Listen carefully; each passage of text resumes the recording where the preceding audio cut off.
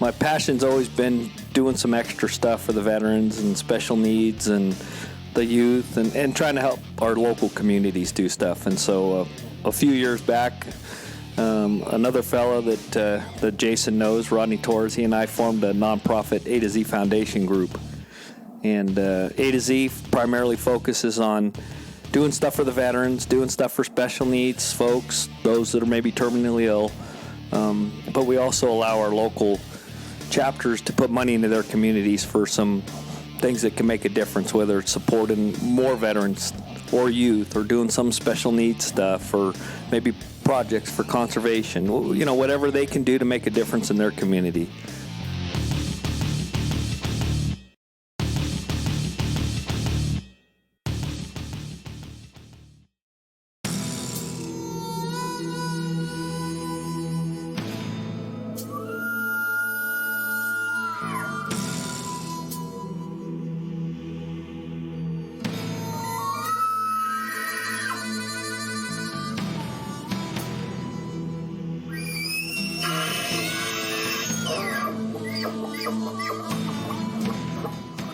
Welcome to the RNA Outdoors podcast, fueled by Ripcord Arrow Rest and First Light Hunting Apparel. At RNA, we are public land DIY conservationists that love to share our passion for the outdoors. So join us and our team as we interview professionals in the industry to share insight knowledge that helps make hunters and anglers more successful.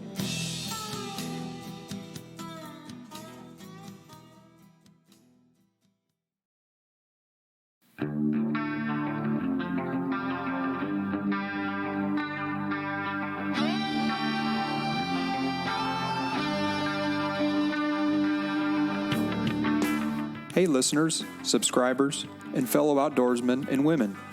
This is your host, Lucas Paw, and I'm excited to tell you about some of the sponsors that continue to help make this podcast not only happen, but grow and thrive in this digital world of audio content. This podcast is brought to you by Ripcord Arrow Rest, the bow hunter's #1 fall-away rest on the market. Ripcord is known for 100% full-time arrow containment and their patented drop-dead brake system that eliminates launcher bounce back. Best of all, Ripcord is backed by their rock-solid guarantee. If the original owner has a part break for any reason, it will be repaired or replaced at no charge. And did I mention, Ripcord is located in southwest Montana, where all their products are made with pride in America. Check them out at ripcordarrowrest.com and on their social media feeds. This podcast is brought to you by First Light Clothing and Hunting Apparel. Born in the Rockies in central Idaho, First Light's mission is to create simple, yet proven, versatile gear that provides comfort and performance in any situation while working to promote the pursuit of ethical hunting and stewardship. I recently joined the First Light Pro staff team and have continued to be impressed year after year in their innovations in engineering of merino wool fabrics. 10 years ago, they started putting out wool fabrics with camo patterns, and immediately this changed the game. Since then, they offer multiple layering systems and kits in various proprietary patterns and continue to raise the bar with their competition. Find them online at firstlight.com or under their social media feeds. Go farther, stay longer.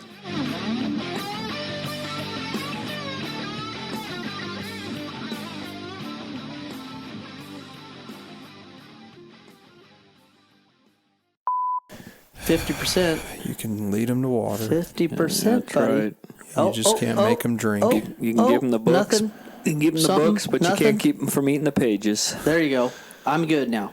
Nobody touch it. We won't touch it. Rick, do not go there, No, because I you've been won't go talking there. like this No, the whole time, not touching You things. can count on me. I definitely won't go there. Wow. Keep my distance. We Hey. have derailed.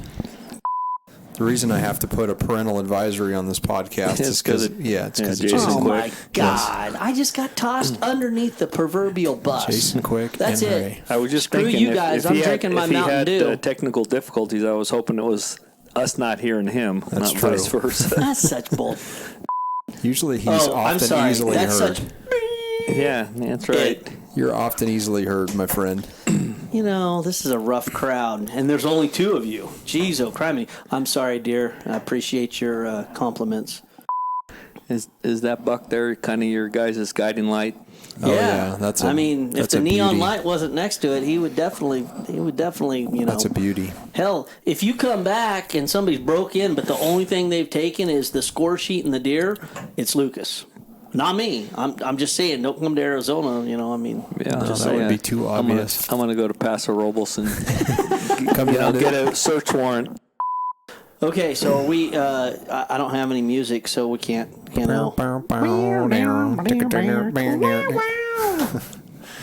Sorry, we're usually crazy. We Yes. admit it. And you guys are drinking. Sunny I know. days, Paso Robles brew. Yeah, sunny day now after a Sierra. Yeah. Sunny days after a somewhat cloudy evening. Well, hey, tomorrow, let's talk about it. Let's make it happen. Yeah. Wait a second. Are we going to talk about A to Z first? We're going to talk Well, about hunting, or are we just like freewheel? What the hell? I think we should. I mean, part of the reason we're here is partly I think you guys should talk a little bit about your friendship over the years. But before we do anything, have to introduce our guests on the podcast, which, drum roll, Nicely done. for first we'll introduce Mr. Jason Quick, which Jason is Bam. no stranger to the podcast. Get you some of that. He's been on multiple times and often viewed as the illustrious sidekick. See, they call me a sidekick. I have never been called a sidekick until I started this thing. Second banjo, maybe, or Well, third on the violin. Johnny Carson went right to the top, and he always had a sidekick. So somebody's fiddle sucks. Could but, be fourth on the flute, so. That sounds won't like a even go piccolo. But Pardon me. but maybe Jason, you can bring in Rick and introduce Rick. Part of the reason we're here is because your guys' friendship, and over the years you guys have been friends for years, and Rick's been fortunate to let us come in, and we're on our A30 tag here, our late season blacktail tag, and Rick's right in the heart of the good buck country. Rick's half the fault of all this. Jeez, what, Rick? We've known each other for at least 25 years. 25 probably. years or so, Wow. give or take a half a dozen. Yeah. Maybe yeah. pushing 30. Yeah, we started out doing. Well, was it elk? It was elk, right? Rocky Mountain elk. Started out doing Rocky Mountain elk. Yep. Redwood as chapter in Petaluma. as volunteers, and then let's see, we did Turkey Federation a couple of times, and then you started out working at the gun exchange I was in at the San gun Francisco. exchange, yep, downtown San Francisco. Wow. One of the kick-ass gun shops that, of course, after a long, illustrious career there, you then went to work for Mule Deer Foundation. Mule Deer and Foundation. the Theodore Roosevelt Conservation Alliance, which is now the Conservation Partnership. And then after a few years with that, we were doing California Deer dinner banquets after that, right? So Yep. we kind of went from elk, turkey, mule deer, then we went to California deer, and then actually you helped me get into the outdoor industry, and I started selling advertising for the Mule Deer Foundation as well as the California Deer Association. And we kind of helped each other creating a huge fundraising model of how to do dinner banquets. And really, that's kind of where it kind of went kind of a little crazy, because you started out doing deer as a paid employee, and then you switched over to the California Deer is where you really switched. You went from mule deer and cow Roosevelt deer. to cow deer. And that's kind of when I was like, man, that's it. That's kind of the direction I want to go to. I want to get out of the corporate world and get into something. And so I always did NRA dinner banquets, and you always helped me out on those. I think at one time, Rick, we did like 5 different dinner banquets we did. in the same year. It's like Wow. we rolled from elk to turkey. I think we did it Yes, California duck, CWA, CWA. Yeah. Yep. And then we did the NRA, and it was crazy fun, but that was kind of the side thing. So tell us a little bit about yourself, Rick. What are you up to now? Well, now I'm still involved with cow deer because that's kind of in our blood. Yeah, and so I'm still helping cow deer, still helping cow waterfowl, and of course I go to your NRA dinners when I can, and when I'm at them, I'm always available to do whatever's necessary to help the event go well. But my passion's always been doing some extra stuff for the veterans and special needs, and the youth and trying to help our local communities do stuff. And so Amen. A few years back, another fellow that Jason knows, Rodney Torres, he and I formed a nonprofit A to Z Foundation group. And A to Z primarily focuses on doing stuff for the veterans, doing stuff for special needs folks, those that are maybe terminally ill. But we also allow our local chapters to put money into their communities for some things that can make a difference, whether it's supporting more veterans or youth or doing some special needs stuff or maybe projects for conservation, whatever they can do to make a difference in their community. And Literally everything from A to Z. Yep, absolutely. Well, I know down in my area in Paso Robles, I took Lucius to the A to Z dinner banquet, which you and Rodney put on down there. And one of the things that they were doing is one of the members, I think, mother had breast cancer, so they had a specific raffle, and basically all the proceeds to that specific raffle was going to breast cancer awareness. Yep. So that back to the A to Z. I mean, I know I've been to a couple of yours up north where they had scholarship funds for somebody that's interested in maybe either going into, anything outdoor related, be fish and game or being a gun mechanic or anything like that. And, I mean, you guys do a lot of great work. But let's get into what happened just a couple of weeks ago, because, you did kind of screw up our early hunting season plans by actually having to work. So I did. I was tied up, and just before I went to Colorado, and I'll get back to that. We had 25 veterans out of Bodega Bay on a party boat, deep sea fishing. Oh wow! And tonight we were treated very nicely. Thank you very much to some delicious halibut.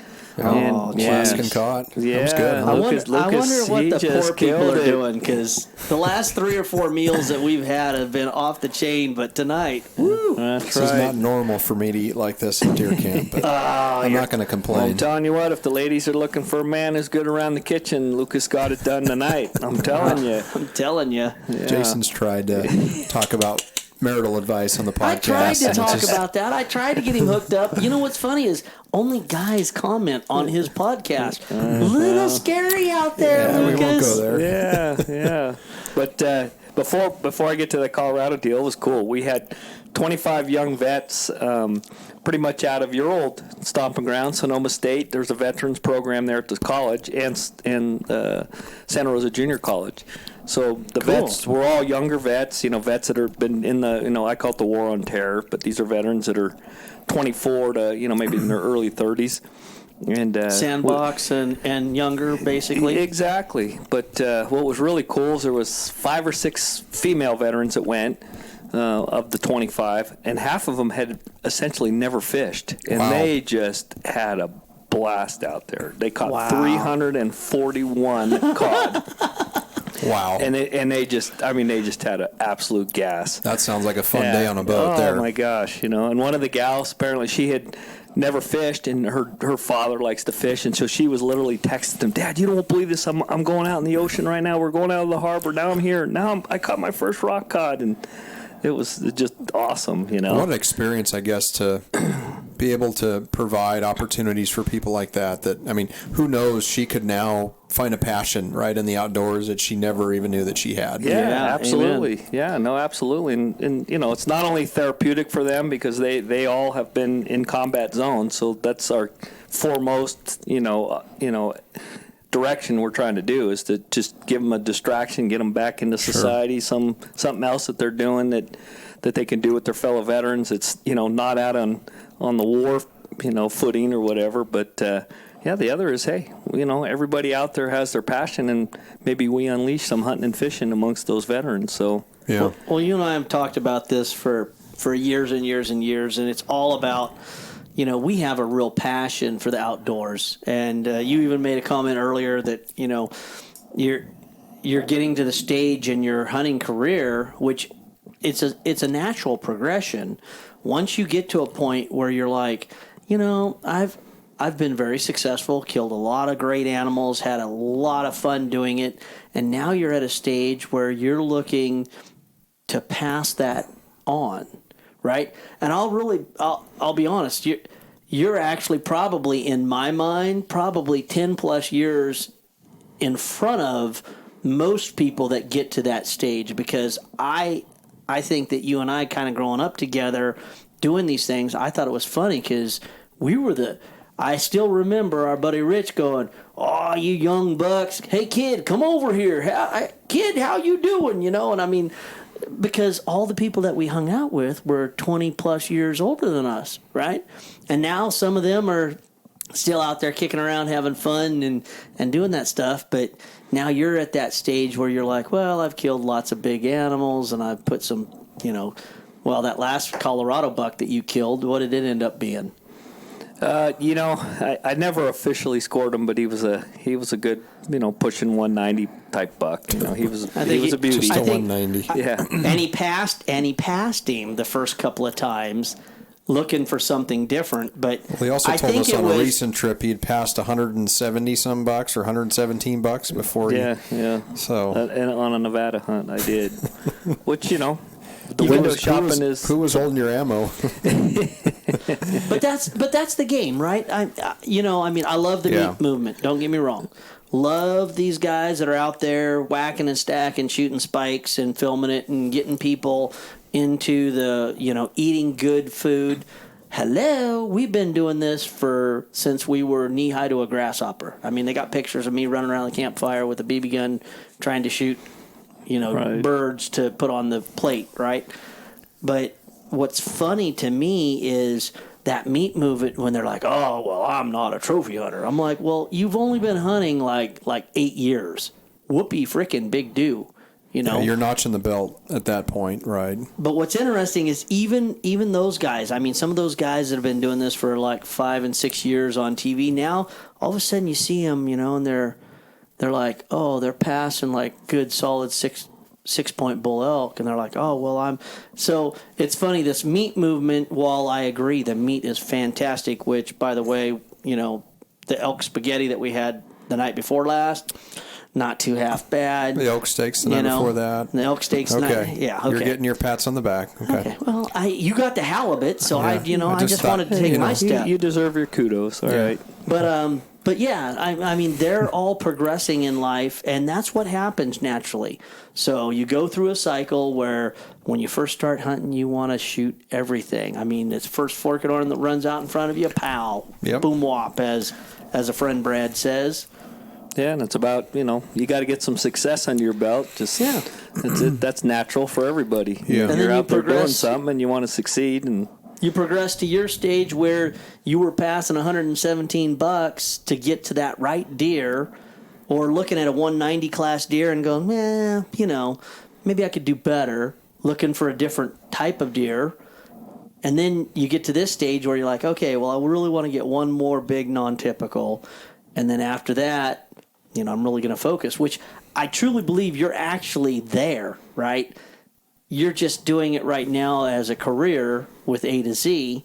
Because let's talk about your this last couple of weeks before we came up here on this hunt. Yeah, no, so sure. I'd love to talk about it. You went to Nevada and didn't see a deer, so you ate a tag in Nevada, which most people are like, you ate a Nevada deer tag? Are you an idiot? I did. I had my own tag in Nevada, and I was looking for something special, and especially since I was going to go from there to Colorado, I didn't want to have to deal with the meat unless it was something exceptionally big, because I was going to be gone for up to another 2 weeks, and so it made it even easier to really window shop. And I did see a 24-inch 4-pointer and a big 24, 25-inch forked horn and some other cool bucks, and I saw some amazing things on the trip, but at the end of the day, I just didn't trip the trigger. Yeah, there you go. Yeah, didn't trip the trigger. Yeah, and spent some awesome time in the hills, and was happy to just pack up and go home, and with my tag and no regrets. But I got to go to Colorado. Okay, now we're talking meat and potatoes. We'll talk about it. So A to Z, the last 3 years, we've done a Colorado veteran hunt. The first year we had a more of a younger, crew with Iraqi war vets and a couple of Vietnam vets. And then last year's hunt, we had a mix as well, but I also had a World War II vet, which was just a unbelievable, blessing to hunt with a World War II vet. Chris Kiefer out of Hopland, California, was in the Navy the entire war, 42 to 46. He didn't even get out until after the war. World War II. Yeah. But when we were there, I really set my sights on the next year. I was going to do everything I could to have all older vets, especially World War II vets, to get them while we can. And we ended up getting 4 World War II vets that committed to put in for the draw and to go this year. And 3 of them drew. The 4th one, we were trying to get him a tag. And then we ended up picking up an 88-year-old Korea vet who got 2 Bronze Stars. Wow. And then we had a couple other kind of on hold. And so we were going into the season trying to get up to 6 hunters. And ultimately, one of the World War II vets couldn't make it.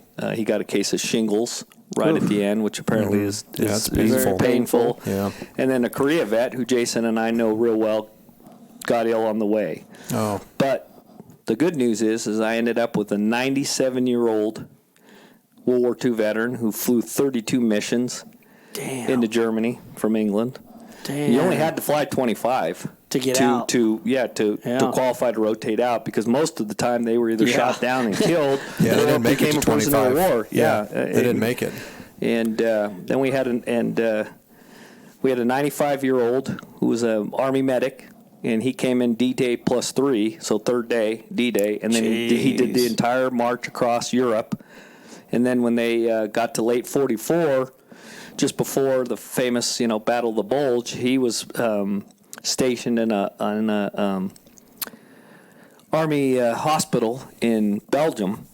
And that hospital was specifically set up to service the airmen that were flying those missions into Germany. Really? And so it turned out that our 97-year-old, They knew Bert each other? Shoup, had been flying over Lloyd Horne's, wow, hospital. And so, boy, you should have seen them both just bust into tears, especially when Lloyd started to, tell Explain all Bert that. about the guys that they provided medical care to, and the condition of the planes that came in, and some of them just had to crash land, because they were just so badly damaged. Wow. Some of them, the wings were barely hanging on, or the the tails of the plane. I mean, it was just it was a pretty touching moment to hear them realize that how close they were, though they never knew each other. Yeah. Bert could have ended up in his hospital getting medical care. just that fast. Yeah. Yeah, and then we had a 92-year-old.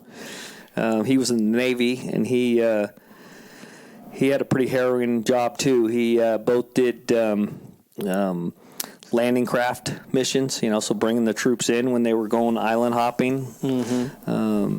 And then he also cruised the oceans looking for mines. So he had 2 pretty harrowing jobs. Sign me up. Yeah, exactly. Let me get my ball peen hammer out. Does this one work? Yeah.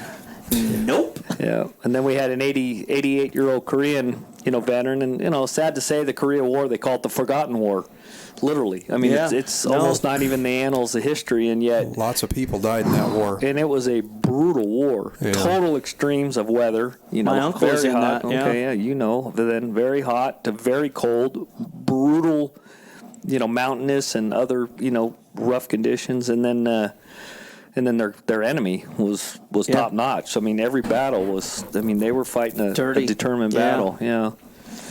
And then we had 3 Vietnam vets, and I think enough said. We all know. Then they all saw combat, and But the 97-year-old got a nice 4-pointer. And You sent me a picture of that. Yeah. That was pretty cool. Yeah. And probably the most touching moment is we were just driving, because he stayed around and he went out on other hunts. He wanted to help the other guys, which was really cool. And so we're driving around, helping out, and all of a sudden Bert just out of the blue, and he was a quiet man, he just says, "Yep." He says, "I know my buck was the smallest, but I sure am proud of him." Yeah, that's awesome. It was just That's all that matters, right? Oh, my God. Dude, that picture was 97 awesome. years old. Yeah. Right? Do Yeah. we all hope and pray that we live to be that Amen. long. And if we do, we can go out and shoot a buck in Colorado. Amen. You know? Yeah. Amen on that one. And he used my old Seiko 270, my hunting gun that I hunt with. And of course, I'm just unbelievably honored that he shot my rifle. Sure. But when we got him on the buck, and he literally shot from his walker. You know, most walkers also have a seat. And so we had him in his walker. Then we set up the shooting sticks, and we got all set up. I ranged it, and it was 187 yards. And I got that, dot system in there. So from point blank to 200 is my, top it's dot. your zero, So yeah. I just told him, I said, just put it right behind the shoulder, Bert. And so he does. He shoots, and clearly hits the buck good. But the buck was rutting, so a lot of times their adrenaline's up, so they don't go down. So the buck kind of was wandering around, and he shot again. We thought he missed. And then the buck stopped. Then he took a third shot. Buck goes down. When we skinned that thing out, he had 3 shots in a pipe blade. Jeez. And so, of course, I told Bert, I said, hey, you just put the pressure on me, buddy, because if I shoot this thing and miss, there's no I know excuse. it's not the gun, right? Yeah. Bert proved it. Well, so he was proud as could be. Well, that old Seiko of yours, buddy, we've been around a couple of trips with that baby, and she lays waste to stuff when you get a little. Even when you get a little adrenaline running, you could put that in the pipe plate every time. So, anyway, good quality it's like gun. Rick was saying earlier about seeing success through other people's eyes versus your own. I guess when you go do hunts like that and you make a dream come true for somebody like that, I mean, I couldn't imagine any animal in the world that would be more important than doing something like that. Well, it is amazing. I mean, hunting with you guys here, I mean, I could see your guys' determination, the quality of the gear you use, how you hunt. And a lot of people don't necessarily have that in their background. And when you can bring that to them on a hunt and, get them set up right, get them facing the right direction, get the sticks right, get the height right, do it at the right time, stuff that you guys, just do every day you hunt because it's nice because you get them in the right position to make it happen.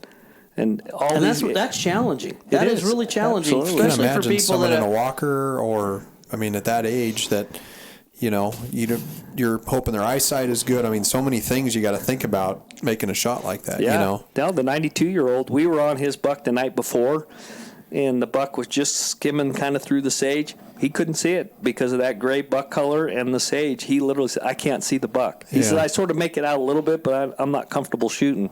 I said, no, we'll come back tomorrow morning and under better light and under better conditions, and hopefully it'll, and it did. The buck was literally in the same kind of strip of sage, but this time he came out into some more yellow grass, and then he picked the buck out clearly and made a beautiful shot.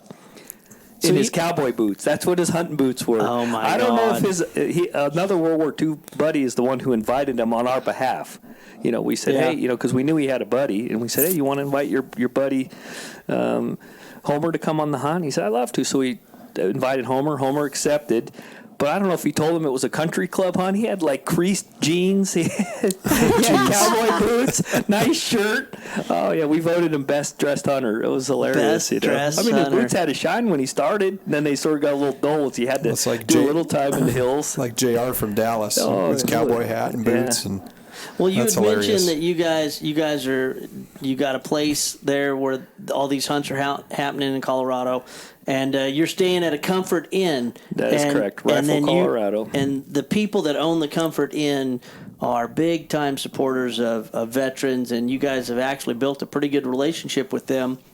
And I thought it was pretty funny that you talked about they get up early to help your guys out to because Comfort Inns always have breakfasts, right? But normal they usually buffets at 6 o'clock. Yeah, 6 o'clock. But because of you guys, they open up early for you, and those people at that Comfort Inn are really big supporters. And then right at the end, you guys had a meal, and I guess there was a complaint about it or something, right? We, for these older vets, I mean, you can't help but think this could be the last hunt for some of these guys. And so we wanted to make it as special as possible. And so a couple of the guys kind of cooked up, literally, pardon the pun. Hey, let's do a liver and onions night just like in camp, since it's our last night all together. And so, out in front, We had all the antlers set up right in where their flower beds were. All the bucks and the elk were lined up as people drove in. And then we had I had my Camp Chef stove. We had it set up, and we were cooking liver and onions and backstrap and, all the trimmings, So basically, like we were out in the sticks, like we've done numerous times, yeah. and just getting downtown with it. Yeah. And Except for at a Comfort Inn. Yeah, and one of the guests kind of complained, and literally the staff member just kind of said, "Hey, tough luck. They're doing something special for these guys, and we support it." And it was, and we encouraged a number of the guests, "Hey, you want some?" And they did. I mean, there were folks, I've never had liver, and we're giving it to them. Oh, this is good, and backstrap, and well, that's real. I mean, come on, we're there to make friends.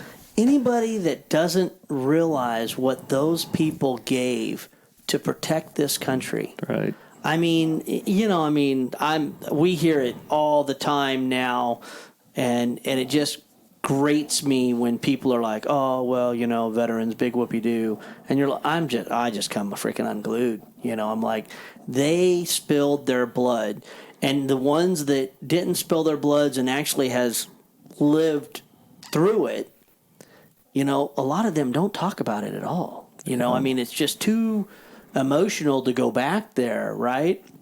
And those people, I mean, my uncle, it makes me emotional just thinking about it. I mean, the stuff that they went through is just ungodly. And they went through these things. Why? So you and I and Lucas can sit here in America on this podcast and talk about the right that we have to go hunting, or the right that we have to, go vote.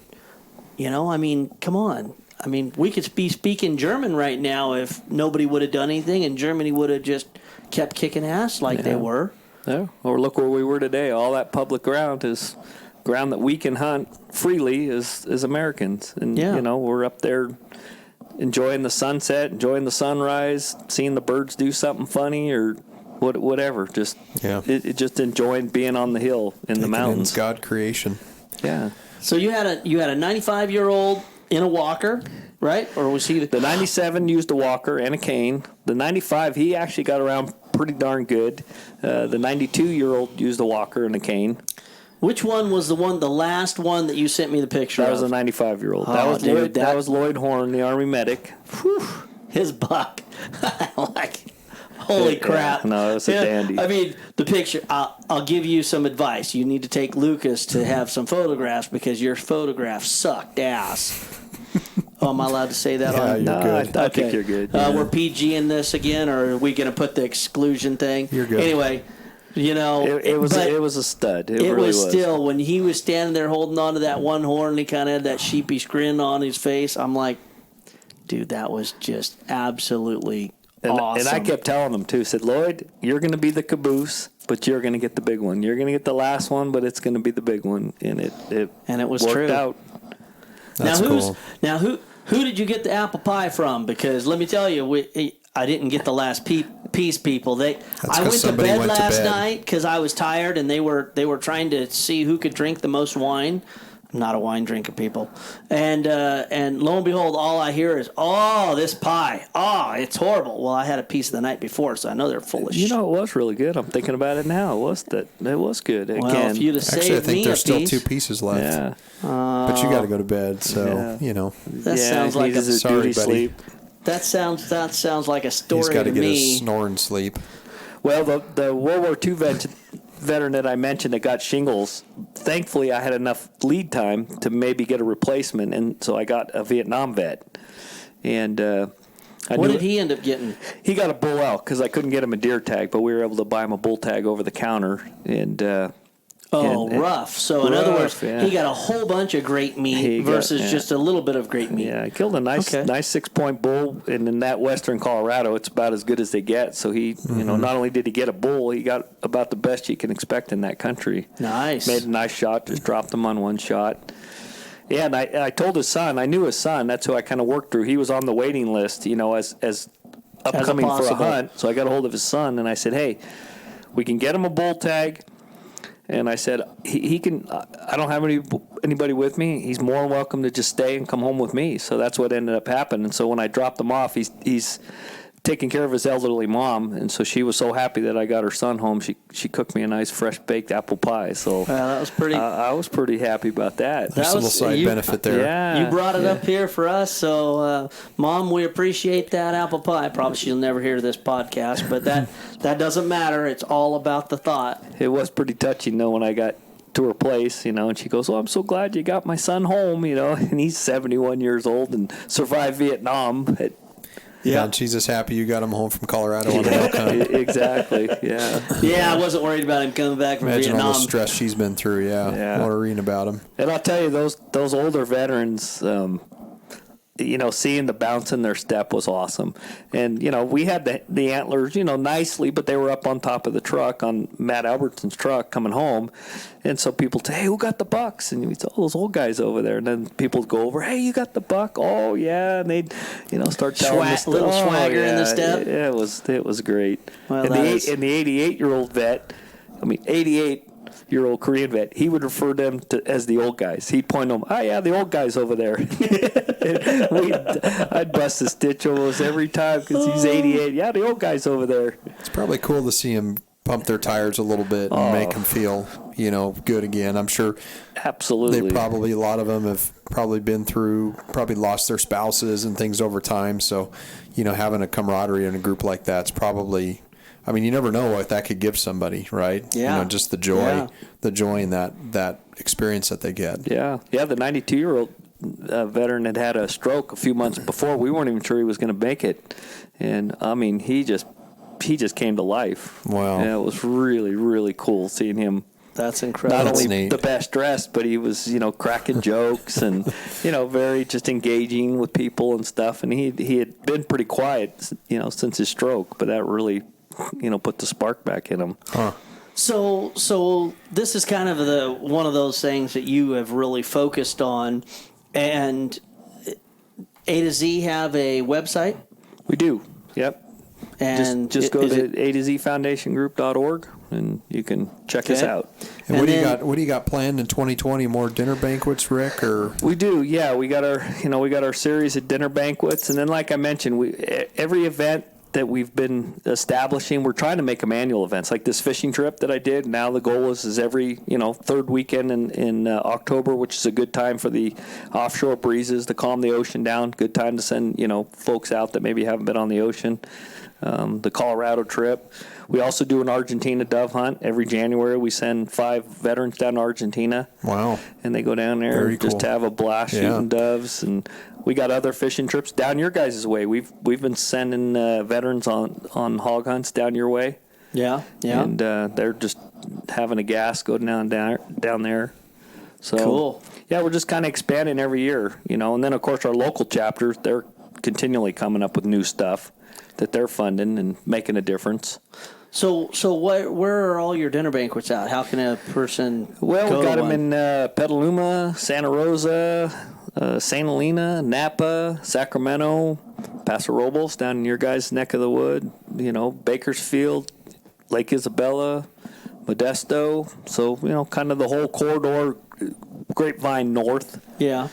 We haven't gotten down into the LA market yet, but, we're kind of working that direction. Yeah, North Valley down to the south, I'll call it the, Central Valley, all the way down to Bakersfield. And it's kind of the same typical fundraising that we've always done. So you got live auction and silent auction. Yep. You usually have a general raffle of some sort. And then one thing that I always loved is you have a veterans appreciation.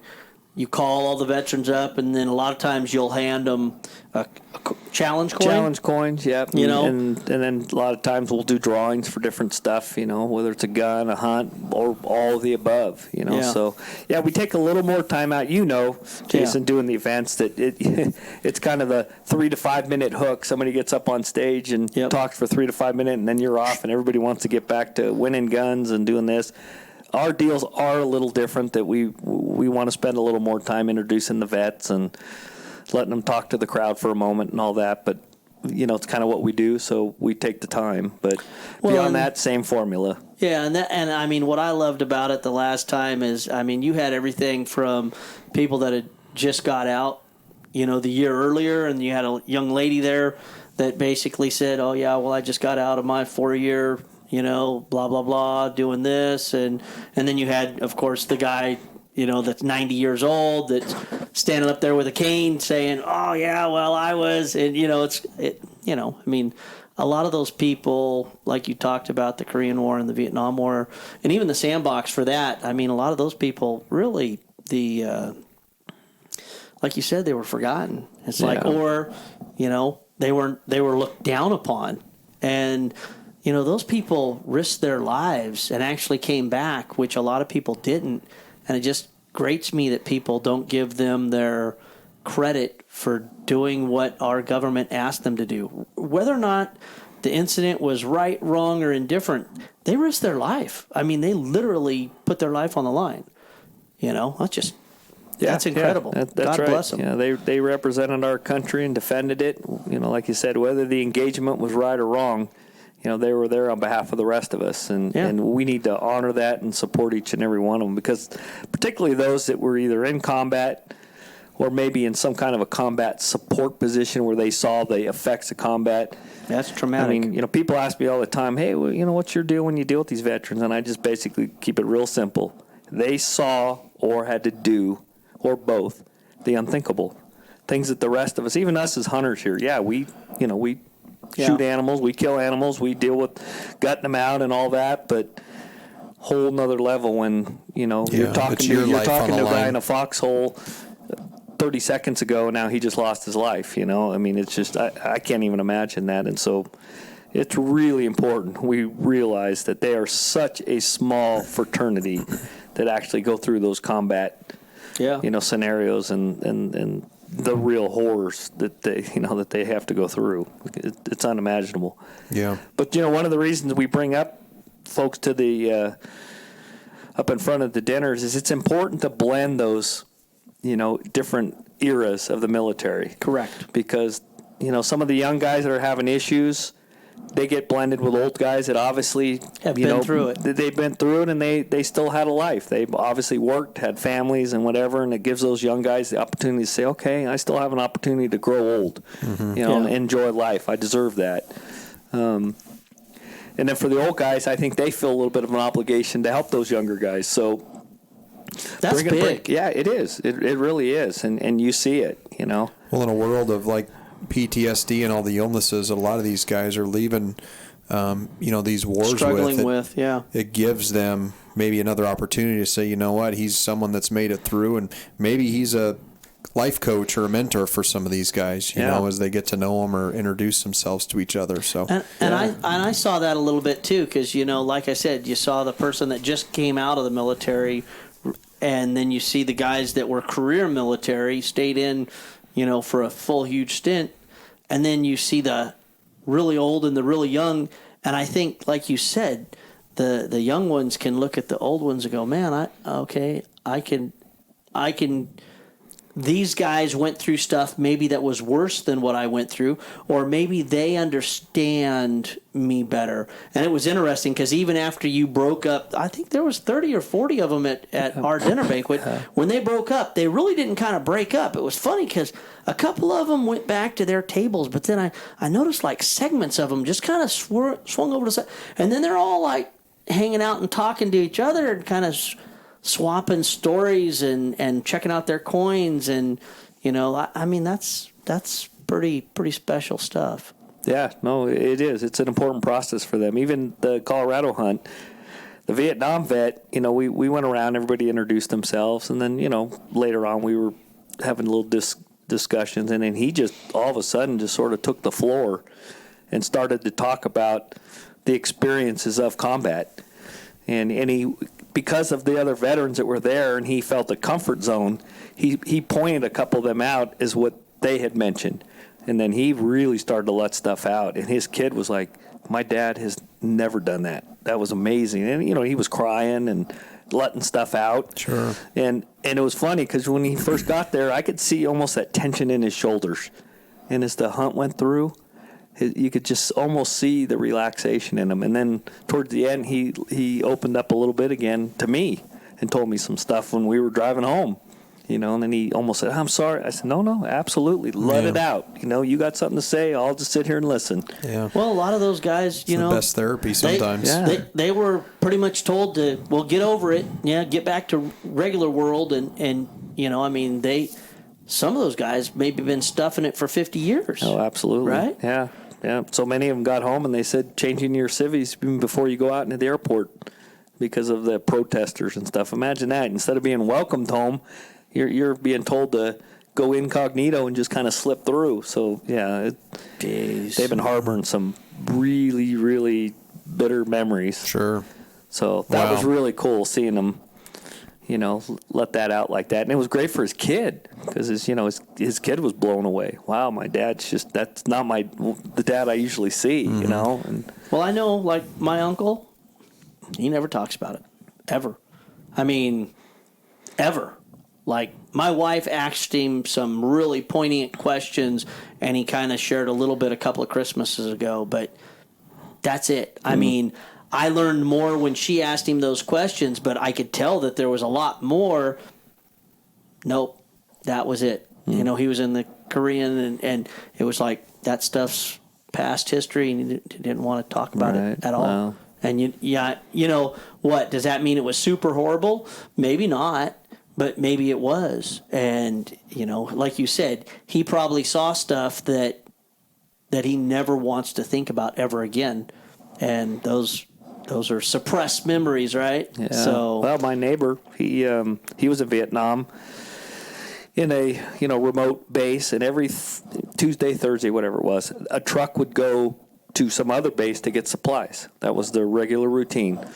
And it was kind of a big deal to ride shotgun to go get that, detail to go do that. And he was scheduled to do that, whatever, Tuesday, Thursday it was. And then at the last minute, his commander had another job for him, so he didn't go. Nobody went, and a sniper shot right through that passenger window as that vehicle made its trek to the, wow, to where where he would have been sitting. And Larry said he thinks about that almost every single day. that's freaking... That would have been me. Yeah. All that one split second. Yeah. And the commander just said, hey, I need you to do something else. You can't make the run into, whatever to get the supplies. Yeah. Wow. So every day he thinks of that. It's a good reminder. Yeah. Wow. Amen. Yeah. Well, on that note, do we want to... big blacktails? Oh, my God. Here we go. Sorry, I got a little wound Yeah, up. no, drum roll again. I'm telling you, segment a number 2. little bit of a drum roll. Well, didn't have a drum. So there's probably a reason why Rick has a place in this general area, and I'm assuming because it's probably home to some of the best genetics to blacktails in the whole state of California. Well, I like your lead-in, but the reason I'm actually here is because my ex-father-in-law, he was the one who initially got this property. Okay. And then I bought into it later. So, Gotcha. I always knew that this, B zone, from Lake Pillsbury to the Oregon border could produce, big blacktails. Absolutely. And this potential, for big bucks anywhere. But it was actually more by luck, Lucas, than it was by, big buck. It wasn't by design? No, yeah. I hadn't pinpointed on the map, I'm going to own property right here. It was a little bit more just good luck and good fortune. But we are right in the heart of some of the biggest blacktails that you're going to find anywhere. There's no question. You were showing some of the dinners you go to, the Mendocino deer dinner that you go to, and some of the bucks that guys are bringing in from Mendocino and Trinity County, and they're like mule deer. Yeah, they're absolutely. Incredible. Yeah, and they're blacktails. Yeah, they would be above respectable mule deer. Some of the big blacktails. I mean, they're just stud bucks. Yeah. Well, you and I have talked about this for years. In fact, I came up here and hunted with you a long time ago, and we just, you've invited me back numerous times, but we just haven't been able to pull all that crap together. We're always gone one place or another, and even you said, well, this year you didn't even come up here and hunt, did you? Nope. Oh, I had a bee zone, and tag and never even got to use it. Got to send your response back to Department of Fish and Game that says sucked, never got an opportunity. Did not hunt. Don't have to pay my $20 extortion fee if I don't do my Okay, mandatory reporting. let's not start on the bagging on Fish and Game because I will jump on that one with both feet. So we're going to move on because we're not going to talk about bobcat tags until we kill a couple in the next couple of months. Okay, skipping that into another podcast. This area produces some absolute giant blacktail. And when I say giant blacktail, I mean the genetics here are, in my opinion, far and above 99.9% of them. And I've hunted blacktail my whole life, but I always hunted them right up north, which everybody's like, oh, you're in Northern California. Well, I'm talking about the real Northern California, the one that's like right on the Oregon border. But the deer up there, I mean, a big buck is, 20 inches wide, right? I mean, here, what? That's an average. That's are we buck. going to break down and kind of say we saw a couple of nice deer in a fight? At least we could tell everybody we saw a couple of nice deer in a fight. Oh, yeah. And Rick's like, well, those are, how did he describe it, Lucas? Those are all respectable deer. Those are respectable bucks. Those are respectable bucks. 20-inch 4x4 and at least 18 to 20 inch, at least a 3-point on one side we saw. Heavy horned. Yeah. Scarred back. Looked like a Kodiak Island buck sick of because blacktail. his head looked like a frickin' moose. He was a huge buck. How much do you think that deer weighed? Oh, he was a 200-pound 200 plus, live weight buck. People, blacktail buck. And I know a lot of you guys hunt blacktails with us, and we're like, when you shoot one, sometimes it's like a German Shepherd, right? People, we don't shoot German Shepherds. I'm just using that as a reference. But this one was, I think it was, without a doubt, it was 200-pound deer. Yeah, It was a good size deer. It was a horse. And then it actually whooped the buck that had bigger horns. Yeah, the bigger buck got, but I think that he was a much older class deer. I mean, his neck, the way he was just built out, and his shoulders. I mean, he was just a big deer, big body deer. Kind of reminded me of the sumo wrestler going against the other sumo wrestler, except for the one guy outweighs the guy by about 50 pounds. But was that not just incredible? I mean, that clash when they made contact, and they were literally literally all the way through the canyon. They were literally on the side of a cliff. Okay, when they made, so for people that don't understand about Northern California, there's two directions. It's either up or down. There ain't no flat nowhere where the deer are. These deer were, Lucas, what did you say? They were vertical. It was amazing because we saw them coming out of the bottom, and you just saw them circling, and both of you guys were like, oh, this is going to happen. So I'm fiddling to get my camera set up, and I was able to capture it on video. But it was, I mean, the clash, and then just the dirt kicked up, and I don't know how they actually kept themselves from rolling off the hill the way they did. That was just incredible. Yeah, to stay engaged and to keep their footing and to keep their tussling footing, like they were, And they went on. I mean, they were ripping. It was 26-second video clip. Yeah, no, it wasn't a short engagement. A lot of times when you hit, and I've seen bucks. I mean, they lock up and they kind of tussle a couple, usually 5-8 seconds maybe.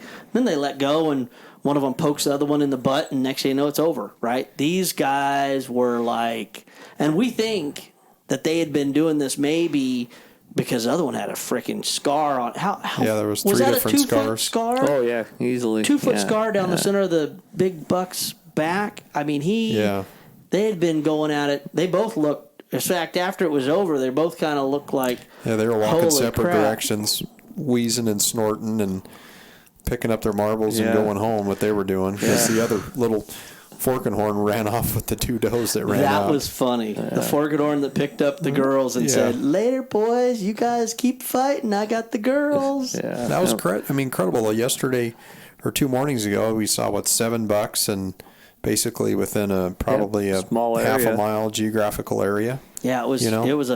That hole was just lively. Yeah. And then, of course, we've had the beautiful, what's today's date? What is today's date? The 19th of November. Tropical 19th. And we've had highs of 80 in the last couple of days. Yeah. We had one night that basically temperatures dropped down into the low 30s. I don't think we've gotten the 30s yet, No? have we? Well, that one morning it felt pretty crisp. It felt chilly anyway, yeah. We saw steam off our breath, but Yeah, that's true. but it feels like mid-October weather, not mid-November weather. Yeah. This is how it'd be in the last couple of weeks at the B zone. it's nuts. Absolutely crazy. So, but But you're still seeing some good bucks, even with the challenges of the weather. well, we've been putting in the miles and we've been putting in the Absolutely. hours, and I mean, we've been getting up early and staying out late, and Pretty much the only ones on the mountain right now. Everybody Actually- else seems to have folded their tent, but Yeah. one other hardy guy, and then you And guys. he's even starting to kind of cave a little bit Yeah. after talking to him today. But It's been rough. I'm not sugarcoating this hunt so far. I haven't even gone on a stalk yet. I mean, 200 and some odd yards is as close as I've got to a buck, and that was actually. I probably shouldn't have just dilly-dallied around. I probably should have tried to get on the stick and get after it, but I was thinking, oh, well, if this is the way it's going to start off, we're going to party like rock stars. well, you had the one buck below you at 50. Are we talking about the spike? Well, or are we talking about the fork? Any legal animal. Actually, that's funny, yeah. Because Any I could have legal shot animal. a doe, and you told me that, and you could just shoot your doe and fill your tag. Yeah, well, I was trying to talk you into that so you'd focus down and we could get mine on the wall. Had a doe at 10 yards yesterday walk by me, so Well, that's the goal, is to have the doe, but the problem is the buck's about- thing that was 80 yards behind it. yeah, the buck's 75, 80 yards behind her, and got Well- the full draw. But Yeah. Well, the thing you guys are, seeing play out too is that, and I've talked to a lot of guys that hunt blacktail that they don't pattern. A mule deer, a whitetail, elk, if they're kind of in an area, there's a pretty good chance if you sort of have them and nobody pressures them out, they're going to kind of stay around there. But these blacktails, yeah, that may happen, or you may never see a certain buck again that you see in a certain area. You see them once. that's really true. I mean, Yeah, I'm thinking about the bucks I saw last weekend, the bucks we've seen this trip. It's been like one and done seeing those bucks. Now, maybe we've seen them, again throughout the course of the last week, but it's not like you're seeing the same buck in the same canyon every day. I mean, Well, and the That's weather different. has been horrible. I mean, listen, we drew the tag. Mother Nature deals us with the weather. We also know that, of course, we think Fish and Game schedules the premium hunts on the moon cycle. Whenever it's big, that's when we're going to go ahead and have the hunt. So, but as you mentioned earlier, we don't look at that anymore. Draw the tag, put your hours in. I mean, look, we've scheduled to do this hunt, you and I, and we scheduled a long time ago. You came opening weekend, spent 3 days up here. We were here before that for another 3 days. And then we basically scheduled the last 9 days of the season. I mean, we're here to get this job done, or we'll go home when the last hour clicks away. Yeah, I mean, that's the absolutely. way it is. But, the funny part is we've had really, I guess, actually every day, even the days that we go, man, this day sucked, we've actually seen a nice buck, right? yeah. I mean, You saw a yes, good buck today. I saw a great buck today. In fact, I saw 3 this evening. One was a no-brainer, absolutely. Another one that I would have really liked to got a better look at, and then one that was way the hell away, chasing does that I actually told Rick I had lightened my pack up, and I took my spotting scope out. I was like, damn it, I wish I'd have left my spotting scope in there. Yeah. But, I mean, there was no way to make a move to any of those animals tonight, but we found another area that was producing. And then yesterday, while we started off really horribly slow in the morning, in the afternoon, geez, what time was that when Yeah, it you was saw that? 4 o'clock in the Yeah, it bright was- sunlight?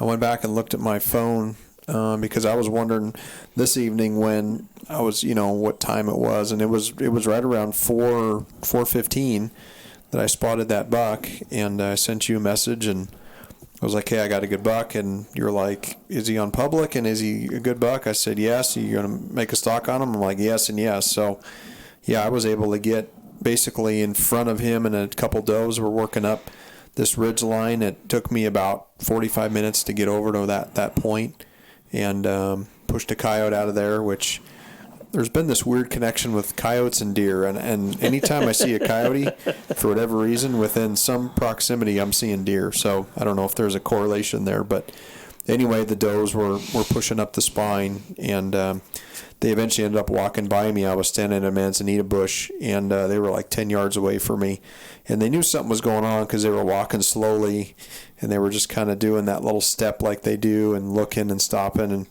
I was just standing there, and I could see the buck out of the corner of my eye, and he was following him, but he was about, I would say, 80 yards behind him, because there was actually a dead oak there that I had ranged where they walked by, and it was 80 yards from where I was at, and he had just crossed that.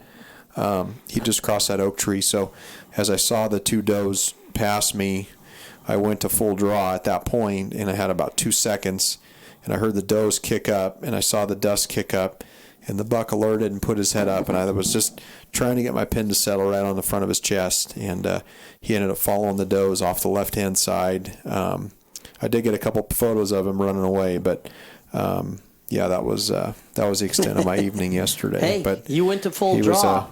You were on a stock. Yeah, you're two up on me right now. He was a good frame, big, tall 3x3 that I would have been tickled pink to have wrapped my tag around had it come together. But that's bow hunting. I mean, that's why I enjoy all different types of hunting.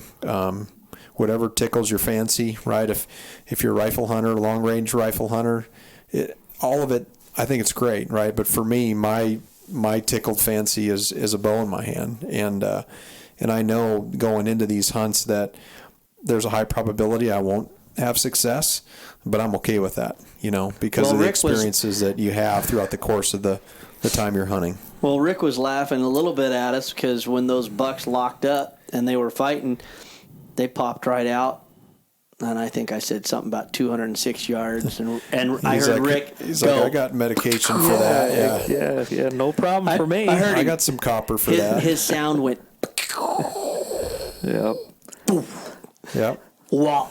Yeah. That would have you guys could have made a move on them if you wanted to, but you were just getting your hunt started and figured, hey, those are nice bucks, but maybe which probably was the best time to make a move, as these two were grappling. We could have busted off the ridge and probably picked one of them off, but hindsight, as you say, is always 20/20. And it was our first morning and just kind of getting a lay of the land. And as we have gone now, we talked to the gentleman on the mountain. He goes, "Yeah, I've been here. I'm on my day 9. I was here on opening day." He goes, "I had a 2x3 or 3x3 at 30 some yards. I didn't shoot. And then I had a fork and horn at 20 inch. I think he said a 20 inch. 20 inch fork and horn at within range, and I haven't shot." And he goes, "Now I'm starting to think about kicking myself in the butt for not shooting." It's well, and the silly part too, though, is, and I've told lots of guys this. They're like, "Oh, I'd like to kill a blacktail." I'm like, "Okay, well, you need at least 5 days if you want to kill a blacktail.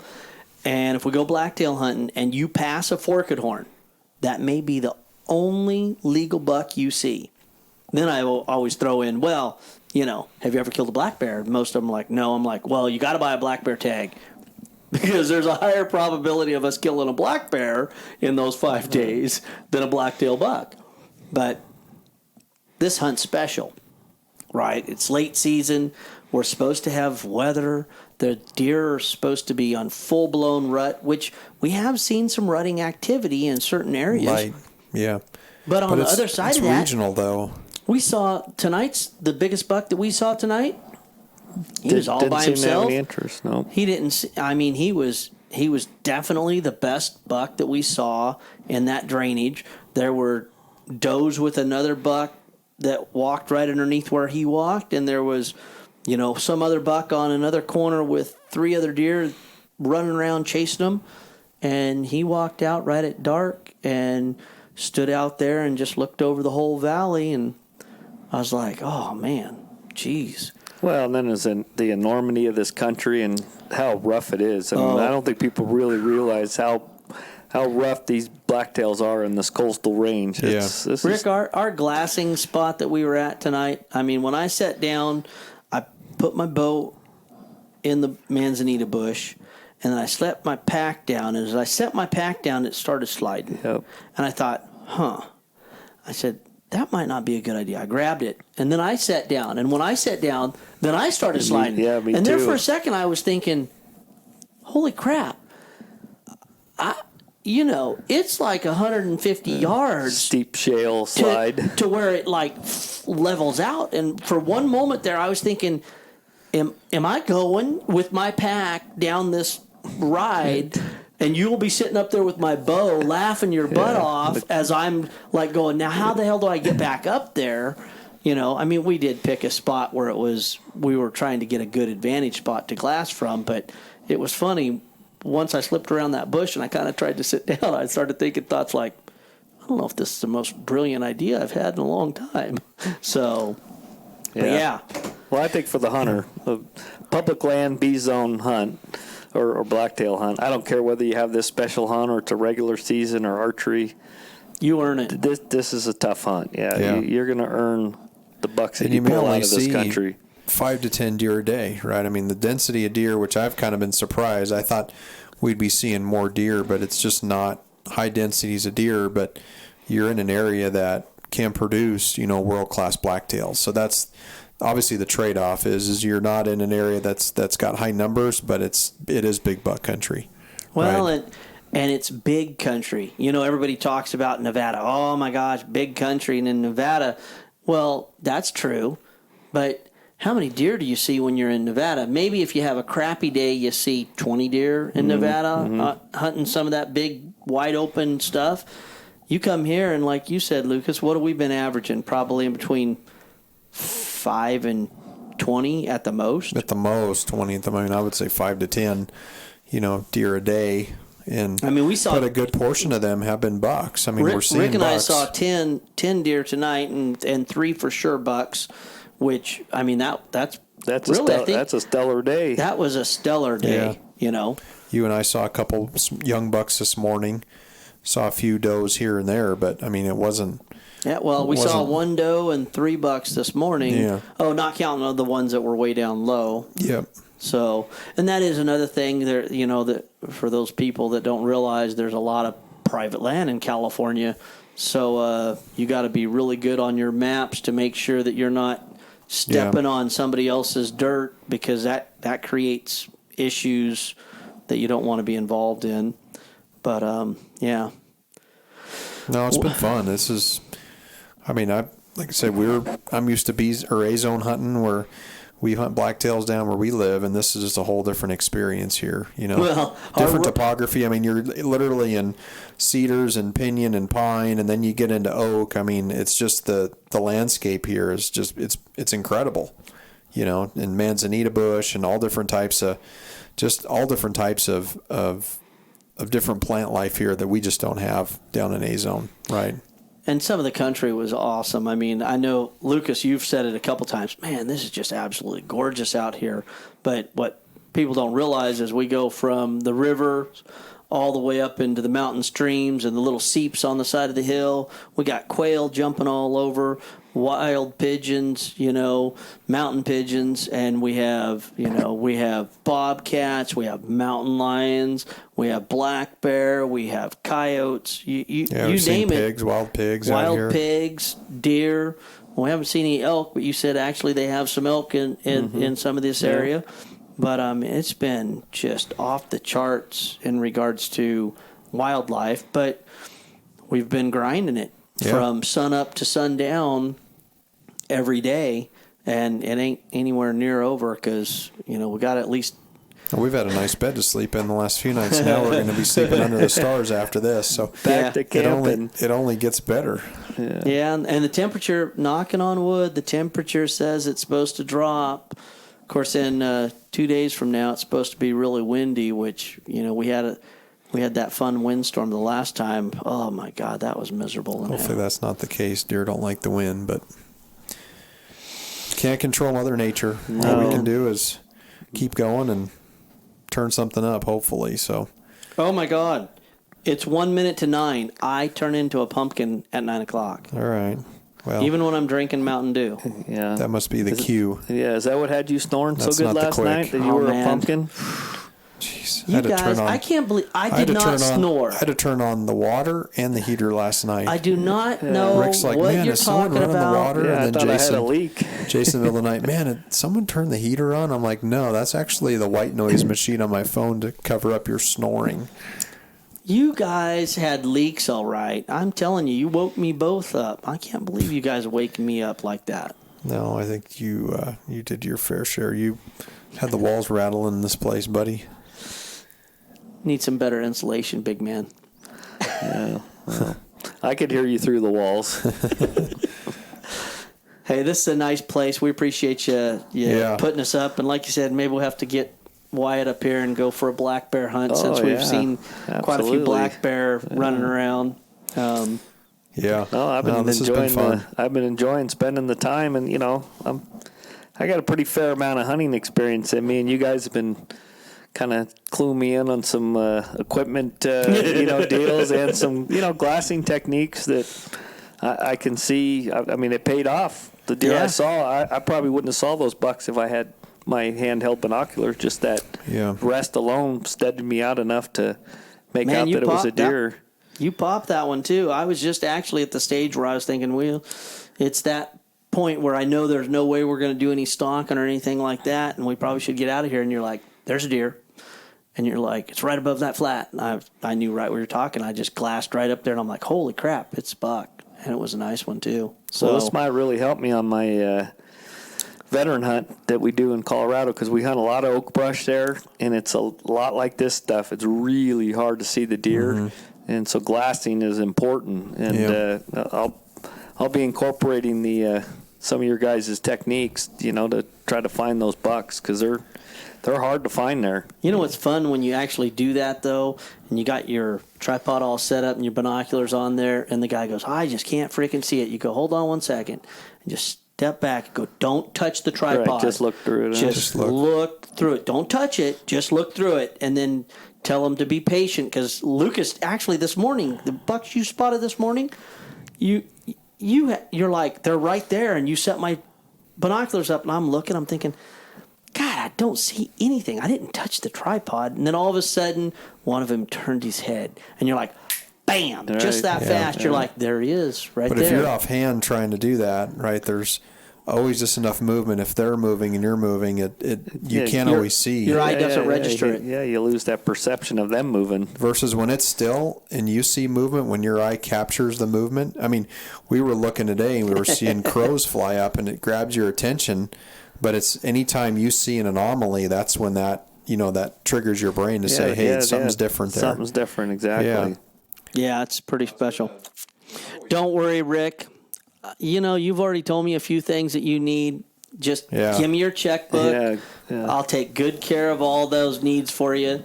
You don't have a wife to report to, so just as long as those checks cash, you'll be good. Well, I know those binoculars I have are older, but I've had stuff. I've had those things for 25 years, and if I prorate how much I paid per year to have those things, it's easily worth it. Each and every moment I use them. There's nothing wrong with Zeiss glass. And we probably should have a podcast on optics one of these days. But in my opinion, the investment of a $2,000 pair of binoculars. I mean, I've had the same pair of binoculars, for 10 years That's now. what I say. You prorate it out for 10 or 20 years, and it's like a no-brainer. It's chump change. Yeah. You take care of your equipment, right? You don't mistreat it. I mean, I probably Lucas says I mistreat my binoculars a little bit more than most. Well, maybe. Your son does. So much about you, well, but you're a reflection of him. So I'm hard on equipment. I admit it, but at the same time, these things have lasted me a good long time, and I think that they'll last another 10 years as long as I don't go too crazy.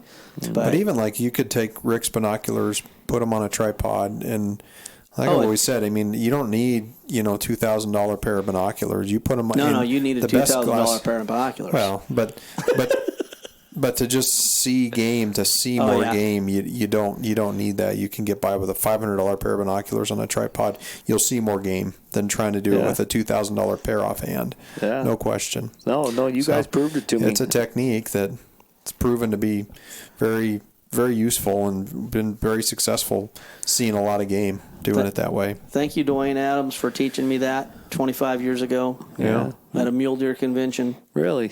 Huh. Yep. You were there.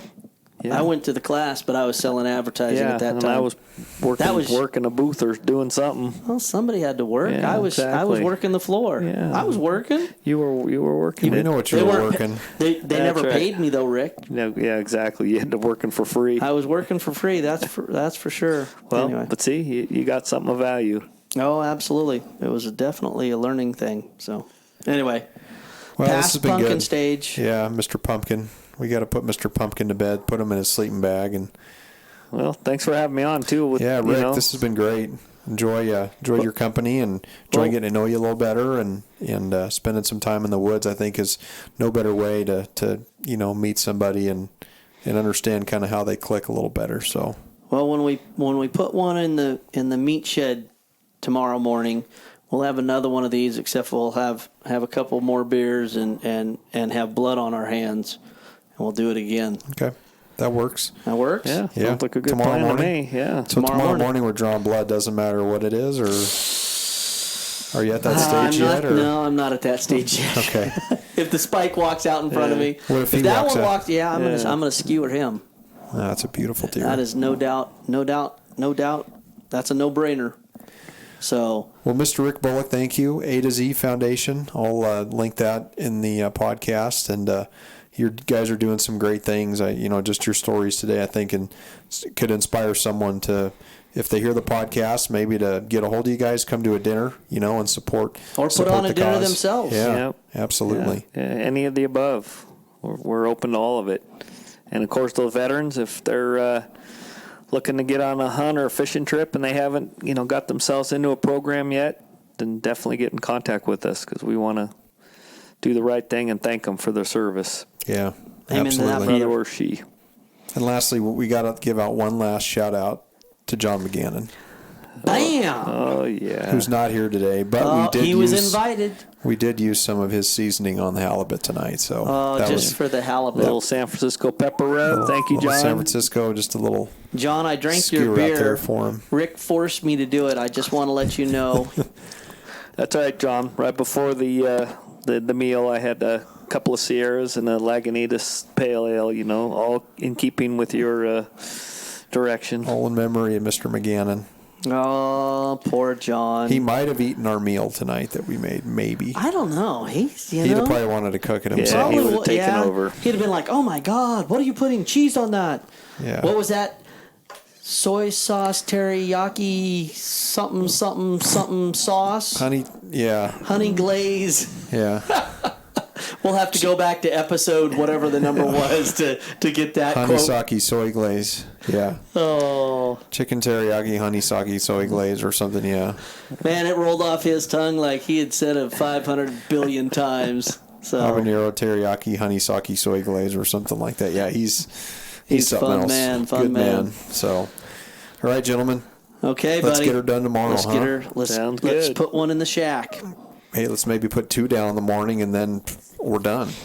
Oh, crap. We put 2 down in the... We're going to make Rick stay an extra day. Just the way it is. We might just have to, yeah. We'll take care of him tomorrow. That Maker's has got our name on it. Yeah, it'd be an uneasy afternoon drink if we were drinking that. I'm we may game. not make it tomorrow. I'm game. We got them both down. Hey, anything can happen. You never know. Yeah, Man, it could happen. the top, in Blacktail country, you really don't ever know. And the funniest part is as Rick walked outside and goes, hey, there's 3 deer in the shooting range down here. I'm like, what? How big is your light? No. Yeah. Well, he actually told me to get my headlamp. He goes, well, I thought my headlamp was bright until I saw yours. Yeah. Jason's Cyclops. Hey. 10 million candlelight power. When you need light, man. You never know when you're walking out. Hey, listen, I walked out of a canyon in Arizona, and thank God I had that neon bright light because I'd have probably broke my neck coming out of that place. But anyway, we digress. Rick, thank you again.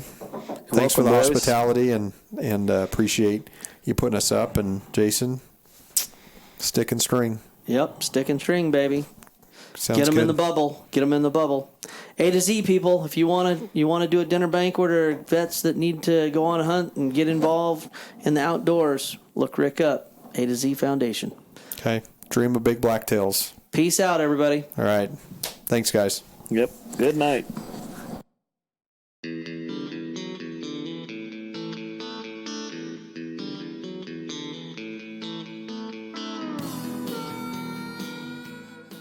Hey everyone, this is Lucas Paw, host of the RNA Outdoors podcast. Please check out Podbean and iTunes. If you have an iPhone or iPad, go to the podcast app on your device, search for RNA Outdoors, and hit the purple subscribe button. When doing this, it will automatically upload when new podcasts are loaded, and they will download into your queue.